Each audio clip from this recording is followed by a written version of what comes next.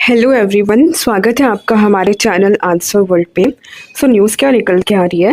Recently Manipur में president rule को लागू कर दिया गया है। पिछले 2 साल से वहाँ पे एथनिक वायलेंस चल रही थी मैती और कुकी ग्रुप में। आज के सेशन में हम क्या करेंगे, करंट को स्टैटिक के साथ में लिंक करके सारी चीज़ें कवर कर लेंगे। ओके, प्रेसिडेंट रूल से रिलेटेड आर्टिकल्स देखेंगे, ग्राउंड ऑफ इम्पोजिशन क्या है प्रेसिडेंट रूल का, अप्रूवल कैसे लेते हैं, ड्यूरेशन क्या होता है, रिवोक कैसे होता है प्रेसिडेंट रूल, सुप्रीम कोर्ट के जजमेंट्स क्या क्या हैं, और एंड में यूपीएससी का पीवाईक्यू भी देखेंगे और एक प्रैक्टिस क्वेश्चन भी रखा गया है आपके लिए एंड में। आप लेक्चर को पूरा देखिएगा, बहुत ही पावर पैक्ड सेशन होने वाला है। Okay, so let's start. Repeating history देखो, मणिपुर में इस बार 11वीं बार राष्ट्रपति शासन लग रहा है। पिछले पहले 10 बार लग चुका है। नंबर 1 पे मणिपुर है प्रेसिडेंट रूल लगने के मामले में, और नंबर 2 पे उत्तर प्रदेश है। उत्तर प्रदेश में भी 10 बार प्रेसिडेंट रूल लागू हो चुका है। ओके, पहली बार जब लगा था तो 66 डेज के लिए लगा था। Longest was 2 years 157 days। चलो, अब मणिपुर और ओवल नॉर्थ ईस्ट रीजन ही काफ़ी न्यूज़ में रह रहा है, तो हम इसकी पूरी मैपिंग देख लेंगे कि कौन से स्टेट्स के साथ में बाउंड्रीज शेयर करते हैं। ओके, सो देखो, नागालैंड, मणिपुर, मिजोरम, इसको आप कैसे याद कर सकते हो, नमामि से याद कर सकते हो। ओके, है ना। सबसे ऊपर हमारा नॉर्थ में क्या है, अरुणाचल प्रदेश है, उसके नीचे में नमामि, नागालैंड, मणिपुर, मिजोरम, और ये देखो बादल जैसा हमारा मेघालय। सबसे ज़्यादा बारिश यहीं पे होती है ना, मेघालय के मौसिनराम में, तो आप इसको बादल के जैसा छुपा हुआ सा मेघालय है। और एकदम नीचे लटका हुआ है त्रिपुरा। 3 साइड से कवर है बांग्लादेश से, है ना। तो ये मैप आप एकदम ध्यान में रखना। ओके, मणिपुर किसके साथ बॉर्डर शेयर कर रहा है, देखो असम के साथ में, नागालैंड के साथ में, और मिजोरम के साथ में, और इंटरनेशनल बॉर्डर है म्यांमार के साथ में। So moving ahead, so this is the news. 4 days after Manipur Chief Minister N Biren Singh resigned, President rule is imposed in the northeastern states। ठीक है, 2 साल से एथनिक वायलेंस चल रही थी। अब जैसे ही सीएम ने रेजिग्नेशन दिया है, प्रेसिडेंट रूल वहाँ पे लग चुका है। President Draupadi Murmu issued a proclamation under Article 356 on Thursday after receiving a report from Governor Ajay Kumar Bhalla। लेकिन मणिपुर का जो राष्ट्रपति शासन है ना, इसकी एक खास बात है, इसमें लेजिस्लेटिव असेंबली को जो है डिसॉल्व नहीं किया है, बल्कि एनिमेटेड सस्पेंशन सिचुएशन में रखा गया है। ओके, हम समझ लेते हैं कि सस्पेंडेड एनिमेशन क्या होता है।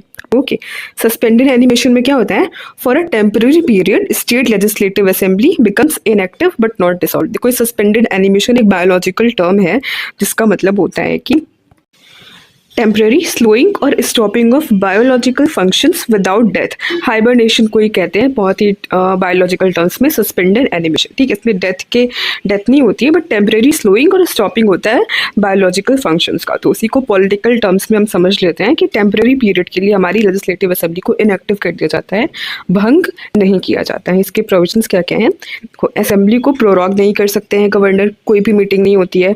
असेंबली अपनी लॉ मेकिंग पावर्स को लूज कर देती है। एमएलए जो है वो अपनी मेंबरशिप कंटिन्यू रखते हैं, बट कोई भी काम नहीं होता है, कोई भी लेजिस्लेटिव काम वहाँ पे नहीं होता है। एमएलए अपनी सैलरी वैलरी सारे प्रिविलेजेस उठाते हैं, बट काम नहीं करते हैं। ओके, चौथा पॉइंट क्या है, legislation for particular state will be made by parliament. ठीक है, सारे लेजिस्लेशन कौन देखेगा, पार्लियामेंट देखेगा हमारा। ओके, बेसिकली सस्पेंडेड एनिमेशन में विधानसभा को प्रायः स्टैंड बाय मोड में रखने के लिए इस्तेमाल किया जाता है। ठीक है, इसका मतलब होता है यदि सरकार बनाने की संभावना हो तो उसे पुनः सक्रिय किया जा सकता है, लेकिन अगर किसी भी पार्टी के सरकार बनाने की संभावना नहीं होती है तो विधानसभा को भंग करना ही अधिक उचित होता है। इसका मतलब आप समझ रहे हो, सस्पेंडेड एनिमेशन में क्या क्या हो सकता है कि आप बिना चुनाव कराए ही सरकार मतलब कॉन्फिडेंस में आ सकती है। ओके, अगर कॉन्फिडेंस मोशन आपने पास कर दिया तो सरकार पावर में आ जाएगी, लेकिन अगर डिसॉल्व हो गई तो बिना चुनाव करे आप सरकार पावर में नहीं आ सकती है। ओके, मूविंग अहेड, अब हमारा आर्टिकल 356 देख लेते हैं। ओके, अच्छा देखो, सारी इमरजेंसी प्रोविजंस हमने कौन से एक्ट से लिए हैं, गवर्नमेंट ऑफ इंडिया एक्ट 1935 से हमने सारे इमरजेंसी के प्रोविजंस लिए हैं। Okay, President rule can be imposed on any state of India on the grounds of failure of constitutional machinery। Okay, 2 grounds होते हैं प्रेसिडेंट रूल को इम्पोज करने के। पहला है if president receives a report from the state governor और otherwise is convinced और satisfied that the state situation is such that the state government can not carry on the governance according to provisions of the constitution. Simply breakdown of constitutional machinery हो रहा है। Okay अब दूसरा ground क्या है, article 365 में mention है, as per this article president rule can be imposed if any state fails to comply with all directions given by the union on matters it is empowered to. इसका मतलब है failure to follow centre direction. ठीक है, अगर fail कर रहे हैं centre direction को फॉलो करने के लिए तो भी हमारा प्रेसिडेंट रूल इम्पोज हो जाएगा। Okay In simple words, president rule is when the state government is suspended and the central government directly administers the state through the office of governor. Simply understood? Okay इसको हम state emergency भी कहते हैं और constitutional emergency भी कहते हैं। अब हम रिलेटेड आर्टिकल्स देख लेते हैं। ओके आर्टिकल 355 हमारा क्या कहता है, it is obligation on union to safeguard state. ठीक है, और यूनियन के ऊपर ऑब्लिगेशन है कि आपको स्टेट को एक्सटर्नल एग्रेशन और इंटरनल डिस्टर्बेंस से बचाना है। ओके आर्टिकल 356 हमारा एमरजेंसी से रिलेटेड है, it allows the president to take over the functions of the state government when the constitutional machinery fails. Article 357 क्या कहता है, ये एम्पावर करता है प्रेसिडेंट को to legislate by the ordinance. ठीक है, अब स्टेट को लेजिस्लेट कैसे करेंगे, ऑर्डिनेंस से करेंगे। ये पावर कौन सा आर्टिकल से मिलती है, आर्टिकल 357 से मिलती है। आर्टिकल 365 क्या कहता है, यही है कि failure to follow centre direction होगा तो प्रेसिडेंट रूल इम्पोज होगा। ओके ये ग्राउंड्स ऑफ इम्पोजिशन हमने देख लिया, ये दो ग्राउंड्स ऑफ इम्पोजिशन है, breakdown of constitutional machinery and second failure to follow the centre's direction.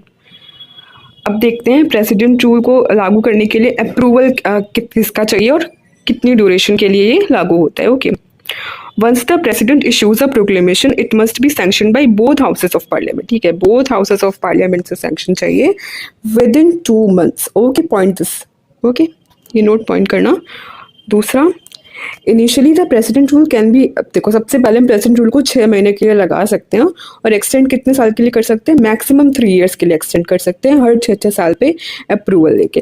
पहले कितने टाइम के लिए लगेगा, पहले 6 महीने के लिए लगाएंगे, फिर इसको मैक्सिमम एक्सटेंड कर सकते हैं 3 साल के लिए, हर 6 महीने पे अप्रूवल लेके। ओके सो प्रेसिडेंट रूल का मिसयूज़ ना हो ज़्यादा, इसलिए हमने क्या किया है 44th कॉन्स्टिट्यूशनल अमेंडमेंट को लाया है। इसका प्रोविजन देखो, दो प्रोविजंस हैं इस केस में। आप 1.5 साल से ज़्यादा आप इमरजेंसी नहीं लगा सकते हो अनलेस एंड अनटिल ये 2 सिचुएशंस अराइज हो रही है। कौन सी 2 situations, a proclamation of national emergency, को नेशनल इमरजेंसी हो थ्रू आउट द इंडिया, और दूसरा पॉइंट है हमारा इलेक्शन कमीशन जब तक सर्टिफाई ना कर दे कि जनरल इलेक्शंस नहीं हो सकते हैं लेजिस्लेटिव असेंबली के स्टेट में। ओके इन्हीं 2 प्रोविजंस में आप ऐसे प्रेसिडेंट रूल को 1.5 साल से ज़्यादा इम्पोज कर सकते हो। ओके रिवोक कैसे होता है president rule, simply by president at any time without a proclamation. ठीक है, कोई भी पार्लियामेंट्री अप्रूवल की ज़रूरत नहीं है, प्रेसिडेंट किसी भी समय पे हमारे ये प्रेसिडेंट रूल को रिवोक कर सकते हैं। ओके अब हम प्रेसिडेंट रूल के सुप्रीम कोर्ट के जजमेंट्स देख लेते हैं। So number 1 is SR Bommai versus union of India case 1994। Basically इस केस में सुप्रीम कोर्ट ने जजमेंट दिया था कि हमारा प्रेसिडेंट रूल जो है वो जुडिशियल रिव्यू के अंडर आता है। ओके जुडिशियल रिव्यू के अंडर है और इसे हम कोर्ट में चैलेंज भी कर सकते हैं if it seems arbitrary. Okay arbitrary का मतलब होता है अगर अनुचित या मनमाने ढंग से हमारे प्रेसिडेंट रूल को लगाया गया है तो उसको ऑफ कोर्स हम कोर्ट में चैलेंज कर सकते हैं और it is under judicial review. दूसरा केस है रामेश्वर प्रसाद केस 2006 में। इनको बेसिकली बिहार लेजिस्लेटिव असेंबली को डिसॉल्व कर दिया गया था और सुप्रीम कोर्ट ने इसे अनकॉन्स्टिट्यूशनल डिक्लेयर किया था, उसी से रिलेटेड ये केस है। इसमें सुप्रीम कोर्ट ने बताया कि प्रेसिडेंट रूल जो है ऑब्जेक्टिव क्राइटेरिया पे होना चाहिए, ना कि केवल सेंट्रल गवर्नमेंट के सब्जेक्टिव ओपिनियन पे। ओके मूविंग अहेड, देखो अब भले हम प्रेसिडेंट रूल को क्रिटिसाइज करें कि इसका मिसयूज़ होता है फॉर पॉलिटिकल गेन, लेकिन एक बहुत ही इंपॉर्टेंट टूल है टू अपहोल्ड कॉन्स्टिट्यूशनल ऑर्डर। ठीक है, कॉन्स्टिट्यूशन को अपहोल्ड करने के लिए बहुत ही इंपॉर्टेंट टूल है। ये इंश्योर करता है कॉन्टिन्यूटी ऑफ गवर्नेंस, सेफगार्ड करता है हमारे सिटीजन्स के इंटरेस्ट को when the state government can not function effectively. Okay ये था हमारा प्रेसिडेंट रूल पे। अब हम देखो थोड़ा अब हम नेशनल इमरजेंसी और फाइनेंशियल इमरजेंसी पे भी डिस्कस कर लेते हैं। ओके नेशनल इमरजेंसी कौन से आर्टिकल में आता है, आर्टिकल 352। कितनी ड्यूरेशन के लिए लगता है, फॉर 6 months, और इसको हम बढ़ा सकते हैं for indefinite period.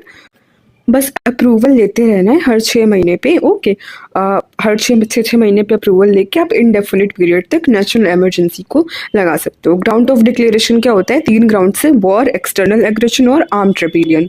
Parliamentary approval के लिए क्या करना होता है? Approval by both house with in 1 month. Okay, national emergency के लिए विद इन 1 मंथ के अंदर आपको अप्रूवल चाहिए, और स्टेट इमरजेंसी और फाइनेंशियल इमरजेंसी के लिए with in 2 months. Okay, type of देखो रिवोक कैसे होता है? ये बाय प्रेसिडेंट होता है, लोकसभा रेजोल्यूशन पास करता है, no parliamentary approval needed. Okay, बस लोकसभा रेजोल्यूशन पास करेगा और प्रेसिडेंट रिवोक कर देंगे। Next, financial emergency. इसका कौन सा आर्टिकल होता है? आर्टिकल 360 में फाइनेंशियल इमरजेंसी मेंशन है, और कोई ड्यूरेशन नहीं दी गई, मतलब कोई टाइम रिस्ट्रिक्शन नहीं मेंशन है कॉन्स्टिट्यूशन में। ओके, ग्राउंड ऑफ डिक्लेरेशंस क्या है? थ्रेट टू फाइनेंशियल स्टेबिलिटी और क्रेडिट ऑफ इंडिया। अप्रूवल कितने टाइम के लिए चाहिए? तो विद इन 2 मंथ्स आपको अप्रूवल चाहिए होता है। ओके, और रिवोक कैसे होता है? By president any time, no parliamentary approval needed, जैसा कि स्टेट इमरजेंसी में होता है।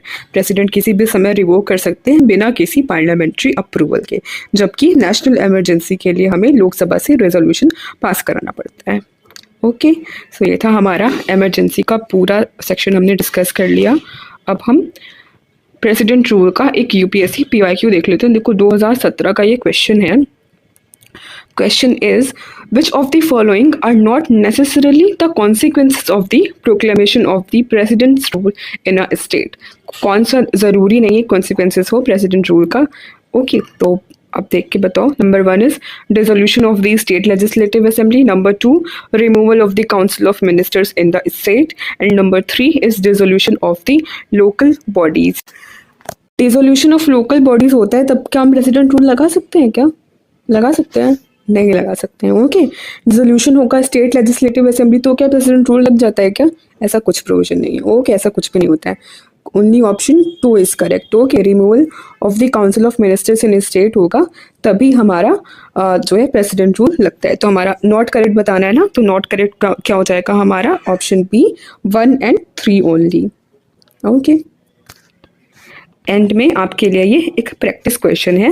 Question is, Manipur does not share its border with which of the following state? Assam, Nagaland, Arunachal Pradesh and Mizoram. ये चीज़ें हमने ऊपर डिस्कस की है ना, आप इसका आंसर कमेंट बॉक्स में ज़रूर देना। ओके, और अगर आपको सेशन अच्छा लगा हो तो please do like, share and comment. ठीक है, अगर आप सपोर्ट करते हो थोड़ा तो अच्छा लगता है हमें भी, है ना, कितना एफर्ट लगता है ये वीडियोस बनाने में। Okay, thank you, bye bye.